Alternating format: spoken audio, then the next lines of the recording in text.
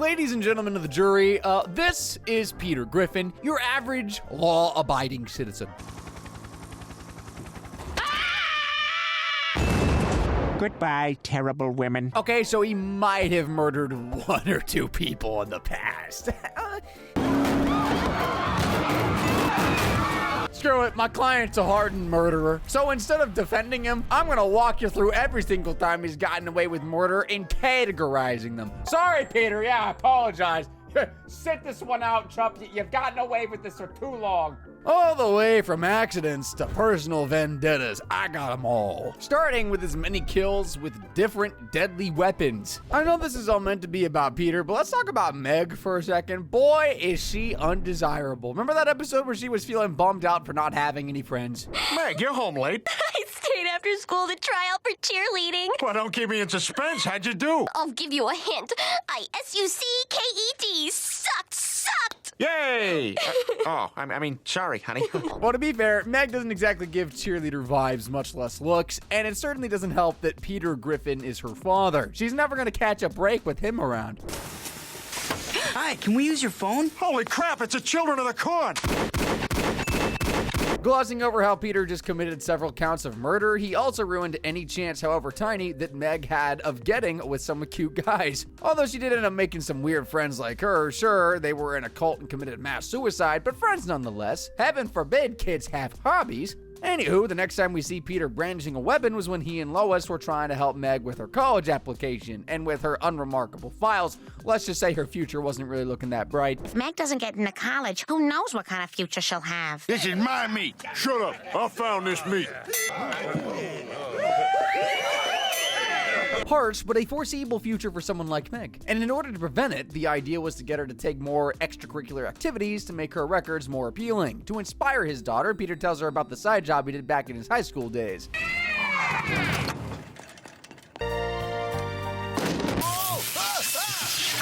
That'll be $27.50. Yes, ghost busting the ghost of Patrick Swayze counts too. So we've seen Peter use a gun and ghost busting equipment, but how about a sword, huh? The incident that comes to mind was when he had to go save Quagmire, Cleveland, and Joe from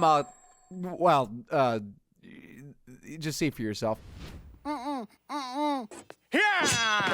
Yeah, too bad I didn't get there till after the sodomy. I know you have so many burning questions. I do too. Unfortunately, it's one of those Family Guy incidents without much context. Curses! Moving on, another new weapon on the list Peter's used to unalive folks is one you don't see murderers use that too often these days. A tomahawk. Why, you wonder? Well, I can't explain why tomahawks aren't flying off the shelves. Maybe it has something to do with poor advertising or branding. But I can't tell you why Peter used one. You know, like that prank I pulled on Ashton Kutcher. Ashton, come here. You've just been tomahawked. That's my show. Tomahawked. A show like that with popular TV star Ashton Kutcher as a guest starring once, it's sure to put the tomahawks in every home. Speaking of unusual weapons, remember the episode where everyone thought a black hole would destroy Earth? Since they thought they were gonna die, Peter started blitzing through his bucket list, and one of them involved using one of them old-timey muskets to save Native Americans. What the hell are you doing with a musket? Last day on Earth. I've always wanted to save a Native American family from rapacious cavalrymen. This one'll do nicely. Let her go. You don't have to be afraid of him anymore. Fantastic job, Peter. No notes. Now, who here has a 9 to 5? I bet y'all have been through the annoying dilemma of having their lunch stolen in the office. Whether by on purpose or accident, some people settle things by going to the HR. Others settle things Peter Griffin style. Next time there's a sandwich in the fridge with somebody's name on it, don't eat it, scumbag. Please, you don't understand. That lunch didn't have your name on it, but this bullet does. My name is Peter too! That's like the second most conventional weapon Peter's used to kill. Oh, I just remembered another unlikely weapon Peter used to kill. It was that episode where the guys took their wives on a couples retreat meant to strengthen their bonds or something, but then it had the opposite effect on them, and then this happened. Mrs. Griffin, please, I urge you to finish the program. No, thank you. I never should have come here. Or at least not with him. Is there anything I can do to change? We're taking this island back. Yeah, kill the whites! Race war! Oh. Everybody run! If you're thinking maybe Peter grew a spine and probably killed one of the gunmen, guess again, dude actually killed their last hope of getting off the island. Look, we gotta get the attention of that plane.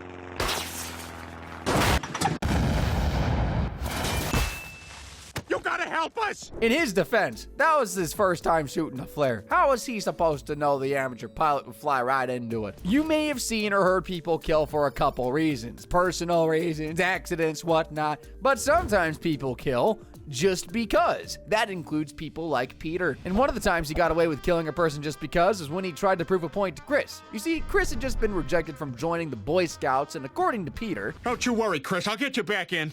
It's okay. Don't take no for an answer. You're a griffin, and a griffin never knows when to stop. There are so many contexts from that statement that would get me in so much legal trouble, but we're here for a different kind of crime. Speaking of which, he goes on to prove that he doesn't know when to stop by remembering the time he played doctor. Clear. Oh, you saved my life, Doctor. Clear. I don't even want to know how he got his medical license, and I sure as hell believe it should be revoked ASAP. The next time he just randomly killed someone was in the movie theater. That one I can understand. The victim was just being a douchebag. He's behind the door. He's bothering everyone. Say something. Say something, I'll kick his ass. Someone ought to kick his ass. Don't go in there. Peter? All right, give me a Kleenex. I knew it. Ah! Let's face it, you've wanted to do the same thing to some annoying loud talker in a movie theater before, haven't you? And yes, killing the sentient spider is murder. Particular flavor of murder that Peter has shown us time and time again. I'm really excited you're humanely relocating me to outside your house. Oh, yeah, me and the fellas thought it was time. Oh, no. Okay, I won't hold that one against him. If a spider that size was living in my house, I'd kill it too. With a flamethrower. Hell, I'd get the Navy on it. Navy?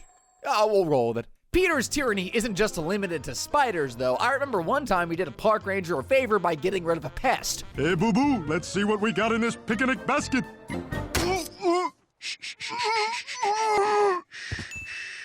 Tell the other bears what you just saw. Good heavens, it's like watching Bambi all over again. Next up on the list of victims is someone we all know and love, Fran Drescher. Well, to be precise, a creature that turns into Fran Drescher. Peter, didn't the little Chinese man tell you not to feed him after midnight? Oh, come on, Lois. He's so cute. And he's hungry. What could happen? I'm Fran Drescher. Ah! Kill it! Kill it!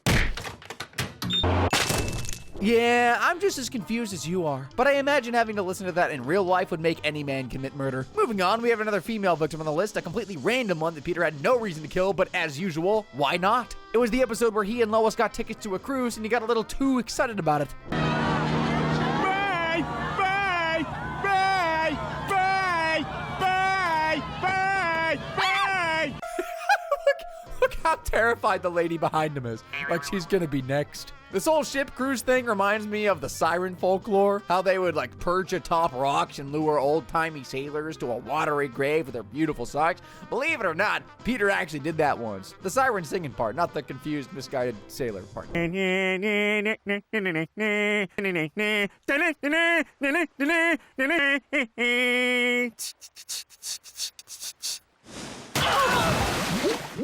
Not exactly the kind of song I'd expect sailors to get entranced by, but okay. Still on the list of crazy things Peter has done is getting amnesia. Well, not on purpose, though, but crazy nonetheless. However, the takeaway from that episode was that Lois had to start teaching him how to do stuff again, like learning how to drive. All right, you know what? This is not working. If you're gonna learn to drive, you're gonna have to practice first. Here, play Grand Theft Auto for 8 hours, and then we'll give it another try. Actually, that's kind of how I learned how to drive, too. That and Need for Speed. But in Peter's case, totally a bad idea. The dude's as impressionable as hell. Let's just say he picked up a lot more than driving skills.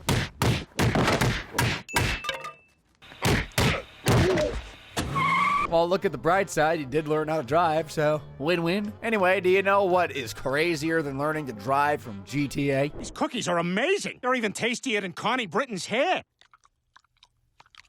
God, your hair is delicious. Who are you? I'm the guy who killed your bodyguard. Ugh, what a creep. But not entirely the creepiest thing I've seen him do. Did you know the guy was once a jack-in-the-box?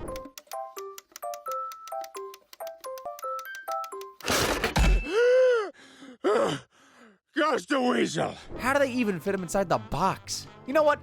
Never mind. What I do want to know is why no one is arresting Peter and Brian for running around town playing Scooby-Doo detectives. Sure, it might not sound like a crime, but wait until you see how they solved crimes. How are we gonna solve this case, Peter? I've been thinking about that. See, you're a dog, and I'm a man. So we're basically Scooby-Doo. So what are you saying? We go around town and rip off faces until we find a real killer. Unless...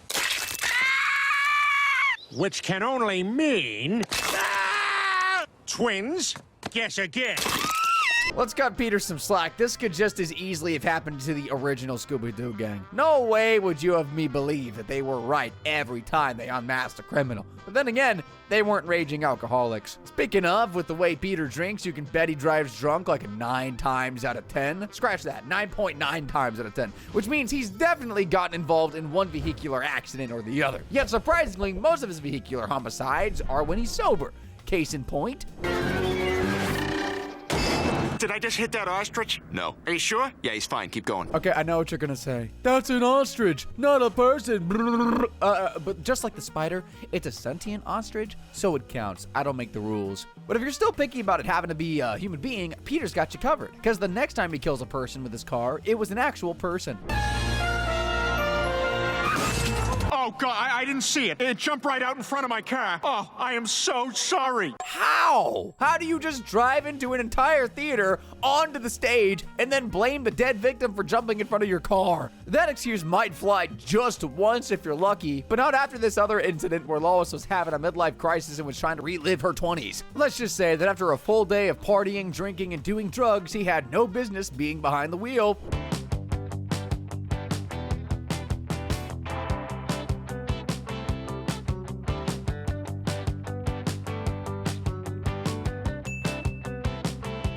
Well, no court of law is going to believe it really wasn't his fault. Neither would any buy the excuse that Peter can't be charged for murder because he was trying to go back in time. Hold on, let me explain. You see, there was a time when Peter was trying to go back in time with a DeLorean, just like Back to the Future, except he crashed it into the present. And by into the present, I mean just in the present. All right, past, here I come.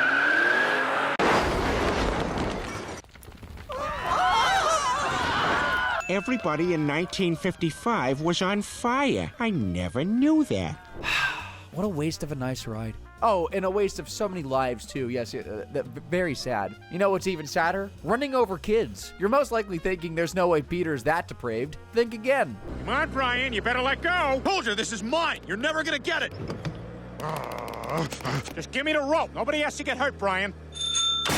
Only one person has to get hurt, Brian. To be fair, that wasn't his intention, like most of his road kills. He was only trying to get Brian to drop the rope. Completely understandable. Quick question, though. Have you guys ever wondered what Family Guy would be if it were all British? I have, for some reason. Well, more like I've seen it, and it's pretty weird, like crazy weird. Take Peter and Chris, for example, obsessing over getting a strand of hair from Queen Elizabeth. Very well, time for action. A lock of the Queen's hair shall soon be mine. Here she comes. Have at it then. This is a haircut fit for a queen. Bloody hell. All right, time for plan B. Let's go.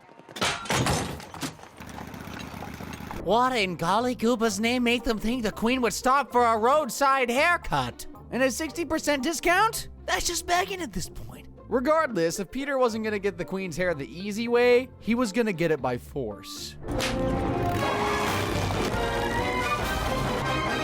She's heading into that tunnel. Dear God, the Queen's dead!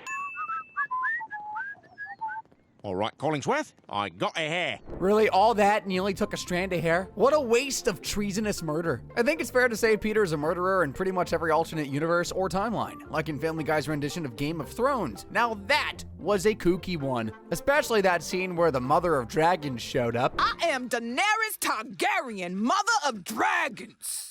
Is there a problem here? No problem, really. I just didn't know the Seven Kingdoms had any, strong, beautiful persons of color. Did I get that right? Well, we out here, literal baby. Yeah, right on. Good. Yeah, man, you should have heard me the other day. I was alone, by the way. Nobody heard me. I was like, when are the suits gonna make persons of color a part of the show? A small part of the show. Yeah, sure, Stewie, we believe you. Anyway, being black wasn't the only shocking thing the Mother of Dragons had going for her. She was also bringing the news about White Walkers, vicious undead warriors with ice where their hearts should be. The White Walkers are on their way. What? How do we know you're telling the truth? Because they sent a very White Walker ahead. Excuse me, do you know if Costco has any of those Tommy Bahama beach chairs left? Well, he was white and was walking, so no harm, no foul. Okay, let's take a little break from olden day grim universes and talk about something more futuristic, something better than Star Trek, something called Star Wars. Remember the Star Wars episode of Family Guy? The one where Peter is a fat Han Solo? My sexy friend and I are looking for a ship to take us to Alderaan, and I'm willing to pay big money. Well, you've come to the right place. I'm Han Solo, captain of the Millennium Falcon, and the only actor whose career isn't destroyed by this movie. Well, he's not wrong. If you know your Star Wars lore like everyone should, then you know that Han Solo gets confronted by a bounty hunter while trying to help Obi-Wan and Luke. Utacito Solo. Greedo. As a matter of fact, I was just going to see Jabba and tell him... Miso Tawaska ya Cristo Cranko. Ushidate Watu Nivoska. Tomishna Duoti Kresna Loti. Meru Kawenga de Anula Alohanyu. Anu Elohanyu. Wane! Remember, kids, Solo shot first. That bounty hunter wasn't the only one who was on the wrong end of Peter's blaster. There was also one naive stormtrooper that Peter, of all people, played like a fiddle. Hey! Gotcha! Yeah, okay, you got me. Oh, hey, wait, you got something there. Oh!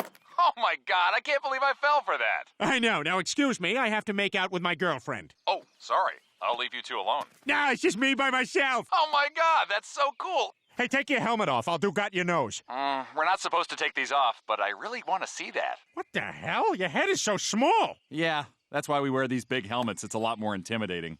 I'll be honest with you. I don't like people who are different. He might be a stormtrooper, but come on, he seemed like a reasonable guy. Moving on, there was that episode where Stewie and Brian explored the multiverse, more specifically the universe where everyone's a product of Disney's animators. It's a wonderful day. You can ask all the birds in the sky, and they'll tell you real sweet with a muse. It's a wonderful day for pie. Ugh. I don't think I can stomach more than 20 seconds of unnecessary singing about pie, but Brian and Stewie could. So much so they were planning on staying in that universe forever, until they saw the dark side of Disney. Well, one of the dark sides, anyway. Brian, we could spend the rest of our lives here. Sounds good to me. Doesn't seem to be a thing wrong with this place. Buddy? Oh, yeah, I forgot. This is a Disney universe. Yeah, I'm not gonna touch that one. But here's one I can touch and love, the timeline where Family Guy gives an almost better rendition of Quentin Tarantino's early works. Sorry, that's my car alarm. Cleveland, turn that off! Pressing the button. You gotta put the keys in the ignition. I've been doing that, but oh, there we go. You figured out what it is yet? Come on, it's easy. Rhymes with chill pill. Maybe a couple more scenes involving awfully pinkish blood will jog your memories.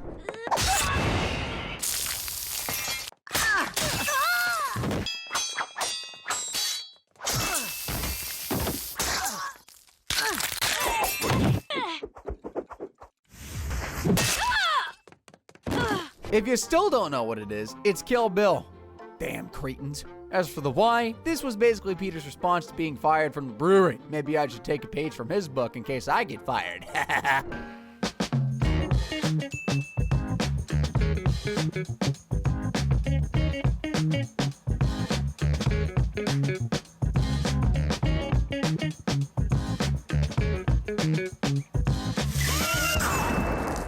Dang, didn't see that in the movie. Major props to the creativity. You see that, kids? Alcohol kills. Peter, you can tell I'm different because my weapon is different. Well, then maybe I won't be able to chop your head off. Oh, yep. Now that all the minor characters are dealt with, it's time for the boss fight. I remember it going down out on a snowy courtyard under the full moon of the movie. Can't wait to see how they portray it here.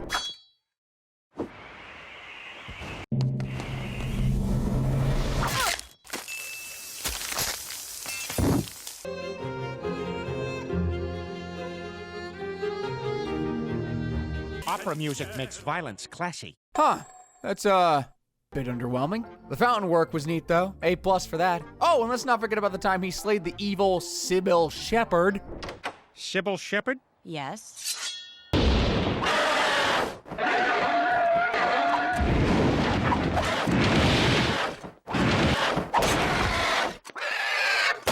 People, you are free! There aren't that many people Peter has a personal beef with, besides the chicken, of course. But every now and then we get to see him duke it out with some randos. For example, his dad. If you've ever met the guy, you know the dude wins Worst Father of the Year every year, even on his deathbed. I love you, Dad. Peter, come closer. There's something I need to say to you. I'm here, Dad. What is it? You're a fat, stinking drunk. Dang, it must have been difficult having a dad for an ob for pretty much all of his life. And still, Peter tried to bring him back by burying him in the pet cemetery. Okay, I'll bury him in a regular cemetery. I know his dad was an asshole and now something less of a human, but the way Peter used that shovel against him was downright brutal. Must be all that pent-up anger after years of bullying. Must also be a family tradition, because that's what he does also to Meg. Remember the time Peter and his friends embarked on a mission to find God because of football? Look, God, the reason we're here is we wanted to tell you to stop messing with the Patriots. You really think I'd get involved with football games when there's people dying in Africa? Are you gonna do something about the people dying in Africa? No, but I'm pretty upset about it. Well, in addition to asking God to stop meddling in football matters, Peter also asked him for one more favor. Peter, I still don't understand why you would go to all that trouble to find God and only ask about the Patriots. Oh, I asked for one more thing. What's happening? Don't look at her. Don't look at her. It's okay. Just go with it. It'll all be over in a second. That's just harsh, man. Next up, there's someone else Peter has had a beef with before, someone popular. He eats just as much as Peter drinks. How come this convenience store has so many shadowy parts? I know. It was an amazing crossover episode, one that was all the better because Peter and Homer fought like arch enemies with superpowers.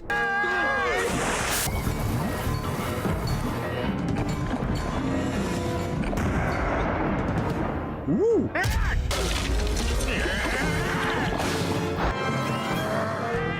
Okay, pause. Before we really get into the thick of it here, let's see just how much they wrecked things before they got superpowers.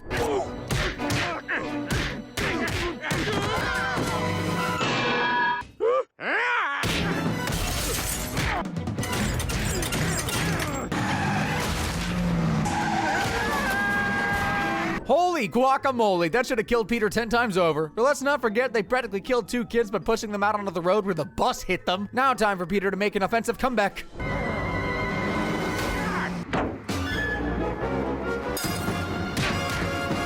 Hey, knock it off! There's a kid back there! I'm in danger. Hard to say if a kid can survive that. I doubt it. It was an annoying kid anyway. Back to the fighting.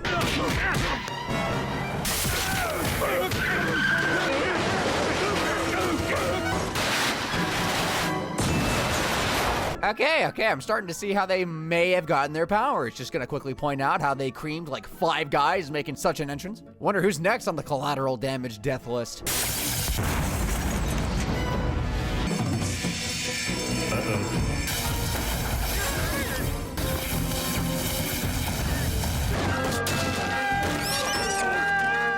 Ooh, that looks like it must have hurt. But on the bright side, now we know how they got their powers. And we finally get to see their ultimate clash.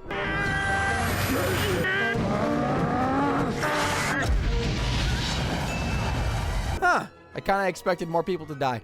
Does that make me a bad person? No, I'm just being realistic. I mean, it doesn't not make...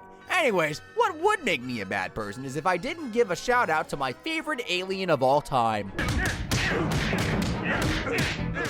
Perfect.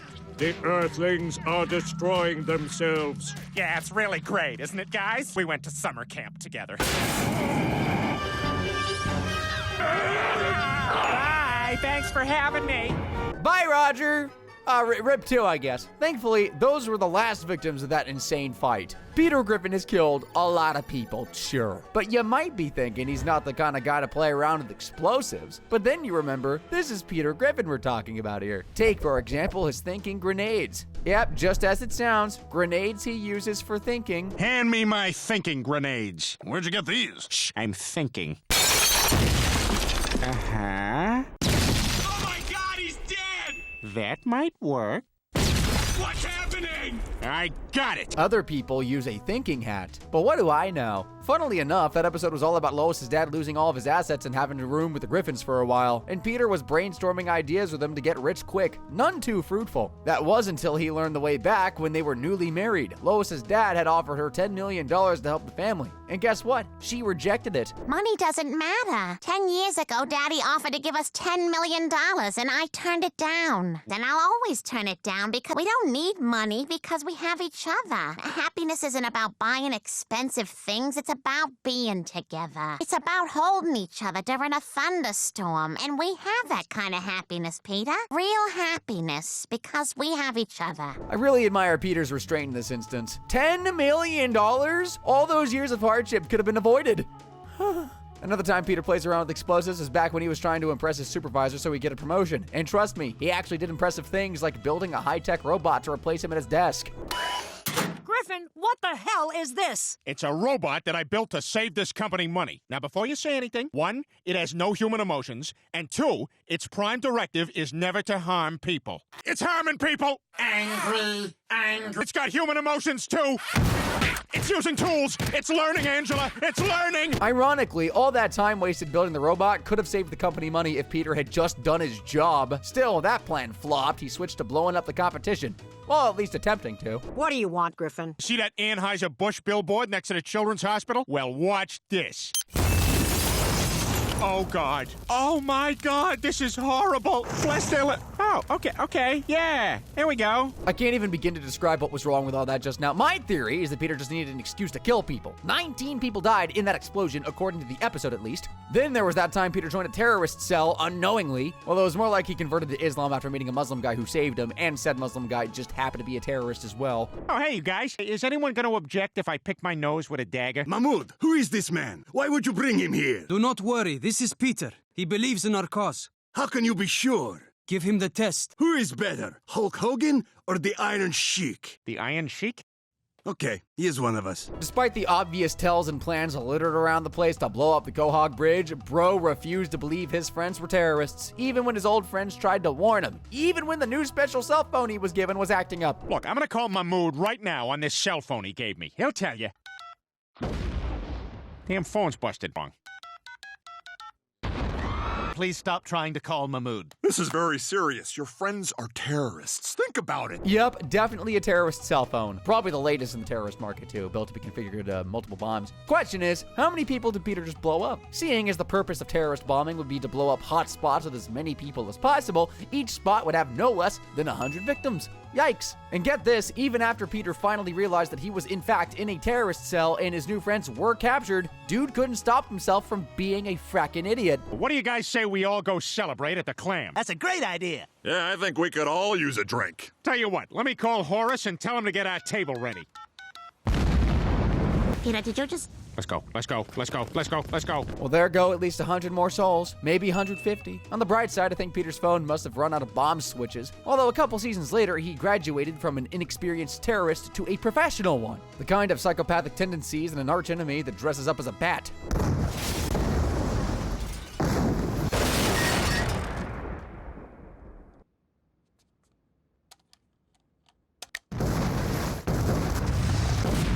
All right, what else did I have to do today? Ah, yes, overdose in my apartment. I better get home. What a classic. Love the Joker scene, love everything about it. Maybe not the 100 or so deaths, but love everything else. When I think of how Peter accidentally killed people, the first and probably only episode that comes to mind is when Meg joined a cult. You know how it goes, you make friends with that one quirky person you think might be the cool weird, but turns out just be the weird. Next thing you know, they start saying stuff like this. You know what's nice? Having a friend like Meg. And kittens. It was super swell meeting you. Bye, Meg. Friends forever. Forever and ever.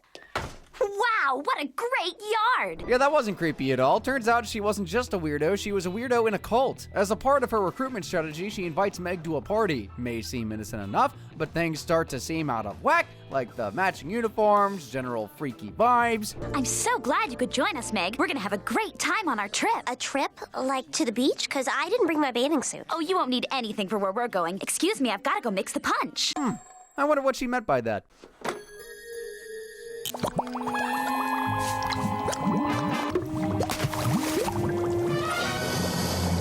And there you have it, folks. Telltale signs of a cult right there. Cyanide in the punch. And in case you didn't know what that means, this was not the fun kind of cult. Oh, no. This was the let's depart this mortal plane by committing mass self-unaliving kind of cult. So I hear yourself asking, where does Peter come into all this? Surprisingly, he pulls the good father card, drags Meg out before she could drink the Kool-Aid, so to say. Not because he cared or even knew that she was in a cult, but because he needed her to come to Stewie's birthday party. Daddy, you must think I'm the worst daughter ever. No, you're not, honey. What about that fat girl from the Judge? I'm sorry, I've been so selfish. I miss my mom. Yeah, really, No. yeah. Me too. Mr. Griffin, could we come to Stewie's party too? Sure, the more the merrier. Meg, you have the coolest family. Okay, here's where things get a little technical. You saw how those culty kids were pretty much changing their minds on offing themselves? I'm sorry, ascending? Well, watch what happens next and tell me it's not Peter's fault. To family. Oh, jeez, look at the time. Come on, kids, let's get going.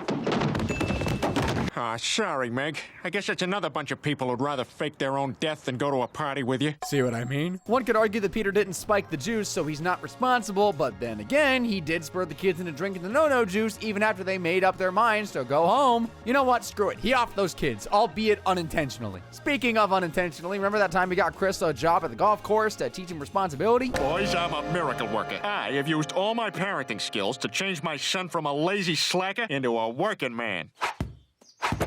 Nice going, Peter. Yeah, up yours, Joe. What? Thanks. Hey, Dad, I'm working. Oh! Careful, Chris. You don't get dental for 60 days. Yeah, that kind of treatment kept happening to Chris for a while. In fact, that mean more golfers come to the course just to hit the fat kid with the balls. Peter, on the other hand, totally forgot about Chris and got busy turning Cleveland's son into a new Tiger Woods. This forced Chris to take Quagmire as a father figure instead. And I don't need to tell you how terrible that went. Go ahead, kid. Try it out.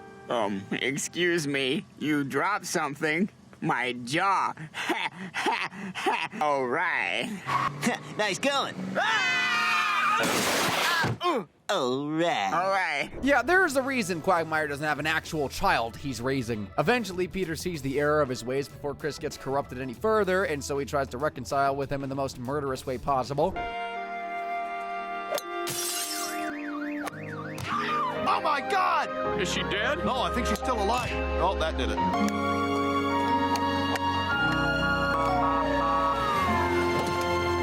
Aw, I challenge you to find a better father-son bonding method. In another unrelated death, there was that time when Peter died playing golf. I mean, it doesn't count, but it sure was hilarious. That was close. That looks dangerous. Somebody's gonna get hurt. That'll be fine. Serves him right for blowing off Lois on their wedding anniversary just so he could play golf. After he died, Death came along and took his ghost form on a blast to the past trip to remind him of the good old times with Lois. Sadly, some of those good times came at the expense of people's lives. Oh my! Oh, Peter, I hear music. Yeah, me too. From now on, this'll be our song. You're so full of life. Ah, young love. The kind that just makes everything else fade into the background, including a man being mauled to death. So beautiful. This next death, not so beautiful. It was a birthday party. Lavish one by the looks of it. But someone had to go and ruin it by giving Peter the knife to cut the cake. Oh, God! Coconut. You know, I was gonna say the party was completely ruined the moment the stripper got stabbed, but I gotta agree with Peter here. Coconut? Perhaps the stabbing wasn't the biggest crime committed at that party, think about it. And while you ponder on that, let's move on to the next kill. Do you guys remember that time Peter got obsessed with giving roundhouse kicks? Or as Shane McDermott correctly pointed out in my other video, a backspin kick? Either way, it was thanks to a movie Peter watched that he immediately wanted to make his thing. Not while my scrotum is pressed up against my stomach in these jeans, they won't.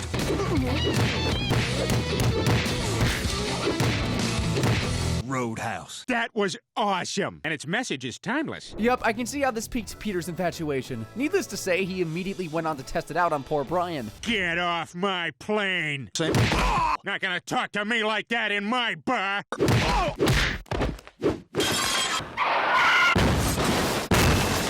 You know, for a second I thought he might have kicked the dog to death, but phew, thank goodness it's just some random guy. This reminds me of Mayor West's death. Peter didn't kill him or anything, thankfully, but he made a sad video in memorial of the mayor. I'll leave you to judge just how terrible his work was.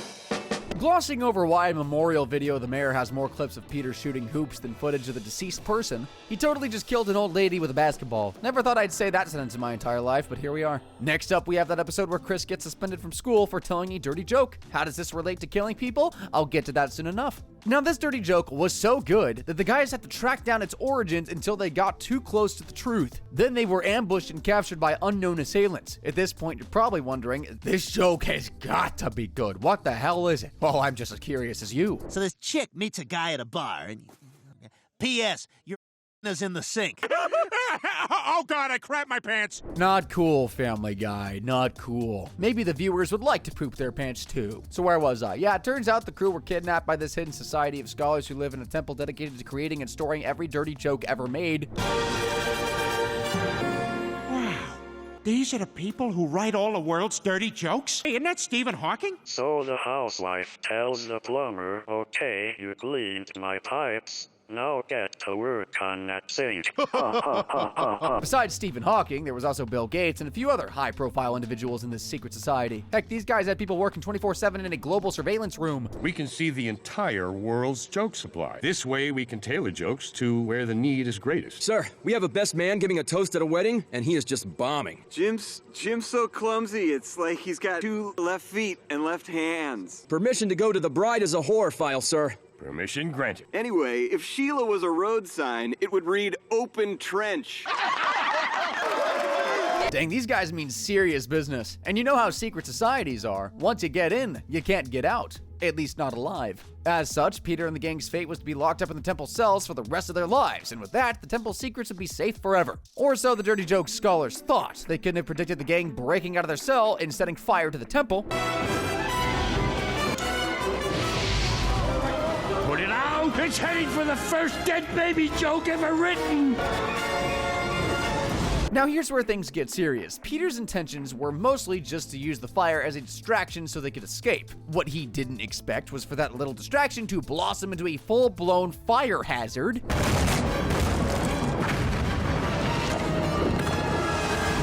Well, it's safe to say no one survived that explosion. As for how many people were inside while it blew up, let's see. The scholars were at least at around the 40 mark, while the staff they had on global surveillance was about 30. Toss in the 2 guards and the leader of the whole thing, we got 73 kills. Pretty impressive number considering they all died because of a single candle. Moving on, remember Peter's fated nemesis, the giant chicken? Oh yeah, you knew we were getting to this sooner or later. Just a little mixed up.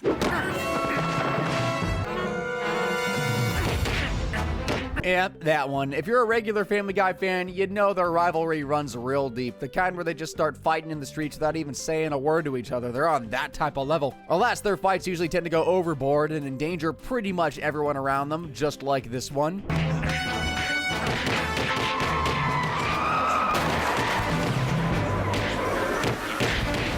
Dang, less than a minute into the fight and people are already dropping like flies left and right. 6 drivers by my count and a bus load of kids, about 72 of them for a standard American school bus. Then there was this poor guy who had to watch them fight and drive at the same time.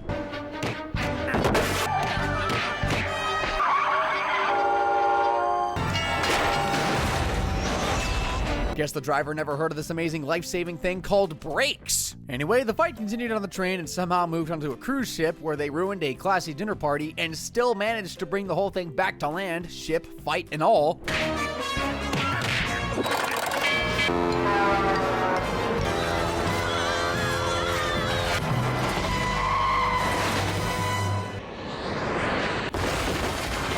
Holy mother of frick, between mowing down the pier, some cars, at least 10 buildings, a bridge before crashing into the airport, the death count would be monumental. Clearly nothing short of 1,000 collateral deaths. But heck, that didn't even matter to Peter nor the chicken. Their fight was finally getting to the climax. One of them was going down.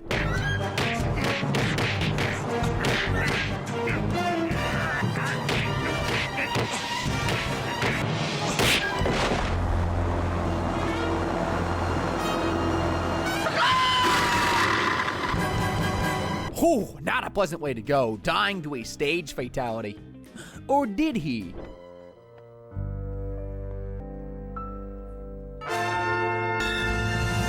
Dang it, we'll get him next time, boys. Funnily enough, this is not the first time they fought, if memory serves me right. I think their whole beef started because Peter got a fake coupon from the chicken, and since then, it's been one bloody clash with alarming victims. I think they blew up a ship once.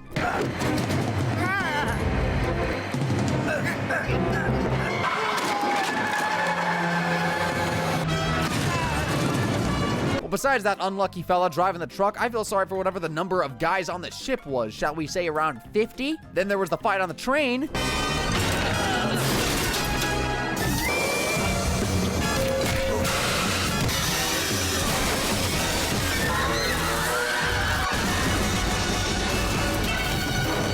Imagine taking a walk and all of a sudden you're a ghost watching you and like 19 other guys being creamed by an underground train. Oh, and let's not forget the conductor of the train who's now a large stain on the tracks. Somehow that fight even got up to a plane that was still in the air.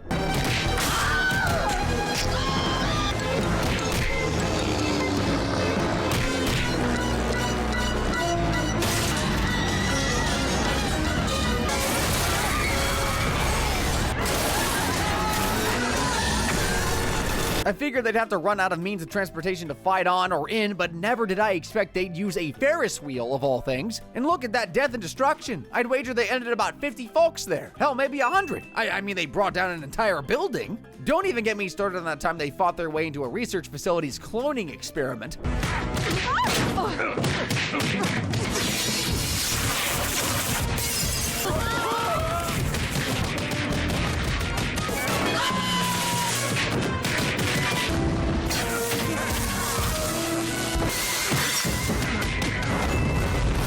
Rip research nerds, they will be missed. And let's not forget the best of the Peter versus Chicken fight. That remains the one that went down to the White House.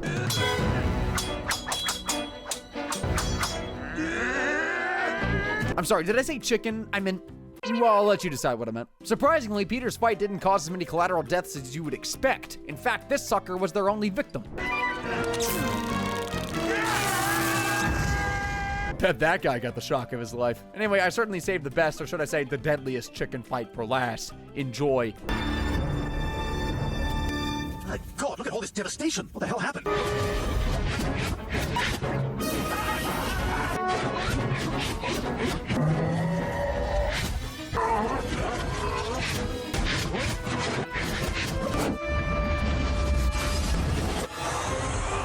If you're wondering why everything's all reverso, it's because Brian messed up and Stewie's time machine was going bonkers. I know, it's all bizarre, but imagine explaining it to the 800 people on that plane or the 50 randos that were chilling in their cars and houses before it became rubble. If it's any consolation, they're technically undead now. Oh, this has been quite the ride of a video, guys. Not a fun one for all the victims. I think it's pretty clear that Peter Griffin is a cold-blooded killer with a staggering kill count of 2,805 total victims. With that number, it's a miracle he ain't rotting behind bars for the rest of his life. Speaking of which, you should totally click on screen right now to check out what other dastardly fiends deserve to spend the rest of their days behind bars. Thanks for watching.